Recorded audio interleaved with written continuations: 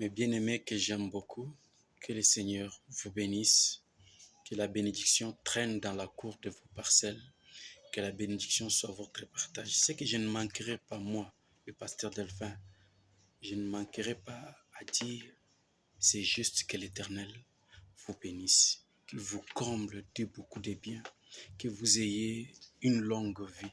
Vivez très longtemps, vivez le bonheur avec Jésus-Christ, car le Seigneur Jésus-Christ, c'est un Père qui vous a engendré pour que vous puissiez déguster le meilleur de ce bonheur.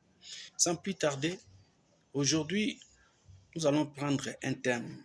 Le thème, c'est le combat. Je crois que le combat, c'est un thème qui a été toujours exploité par plusieurs prédicateurs. Mais aujourd'hui, je crois que nous aurons une part dans ce thème parce que c'est un thème riche, c'est un thème très profond qui est parce que la parole de Dieu est éternelle. Donc il y a l'éternité dans tous les thèmes de la Bible, tous les sujets dans la Bible, il y a de l'éternité à l'intérieur. Ce sont des thèmes sans fin. Aujourd'hui, Dieu va nous parler d'une autre façon dans ce thème. Le combat, moi je le subdivise en 4 branches. Premièrement, nous avons les combats, les bons combats. Deuxièmement, contre le péché. Troisièmement, pour la foi. Quatrièmement, le combat spirituel. Mais j'aimerais mieux qu'on puisse aborder d'abord le bon combat. Pourquoi le bon combat? C'est les écrits de Paul. C'est Paul qui parle d'un bon combat. Il donne un bilan de l'œuvre qu'il a eu à exercer. Maintenant, il est arrivé à la fin. Il est en train de donner le bilan de cette œuvre. Il dit qu'il a combattu, c'est dans 2 Timothée chapitre 4, le verset 7. Je peux lire au nom de Jésus-Christ.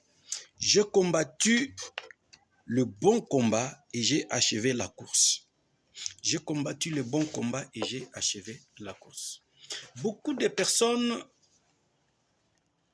ne se demandent pas souvent de leur existence ici-bas. Ici-bas, nous sommes des pèlerins, nous sommes des voyageurs, des passagers.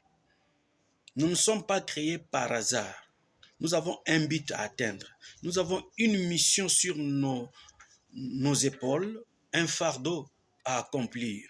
Chacun a un travail à faire. Peu importe dans quel domaine, peu importe sa foi, il a quelque chose à accomplir ici-bas.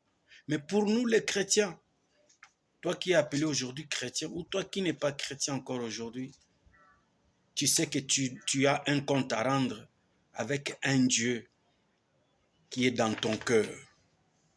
Qui est dans ton cœur. Car la vie, c'est un combat. La vie que nous menons a plusieurs réalités, a plusieurs défis à relever. Tout est un combat. Sur la terre, tout est un combat. Il n'y a pas un bonheur facile. D'ailleurs, d'après moi, je ne trouve pas un bonheur en dehors de Jésus-Christ. Le bonheur en dehors de Jésus-Christ, c'est un combat sans fin. Mais le bonheur en Jésus-Christ, c'est un combat déjà vaincu. Car la Bible dit ceci, nous ne combattons pas pour la victoire, mais nous combattons dans la victoire. Bien-aimé, c'est en ce moment ici que tu peux te demander, tu peux faire un bilan parce que demain ou après-demain, tu ne seras plus. Mais est-ce que as-tu déjà accompli ta mission?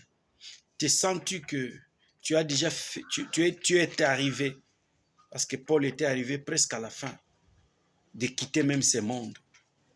Est-ce que les jours où tu te sentiras proche de la mort, peux-tu dire aussi que j'ai combattu un bon combat?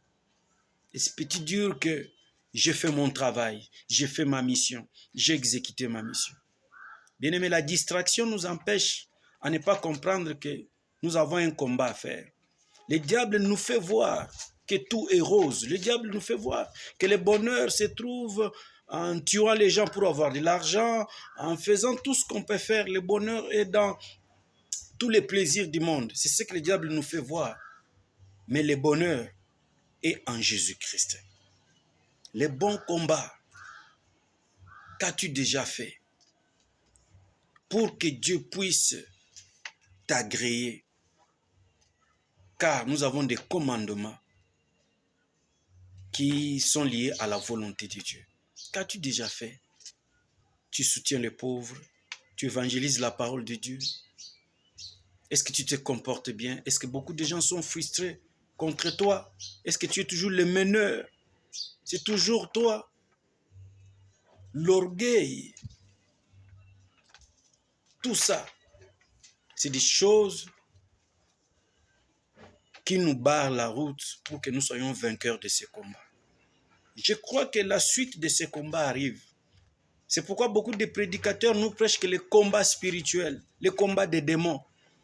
Bien-aimés, les pensées, il y a un combat dans nos pensées.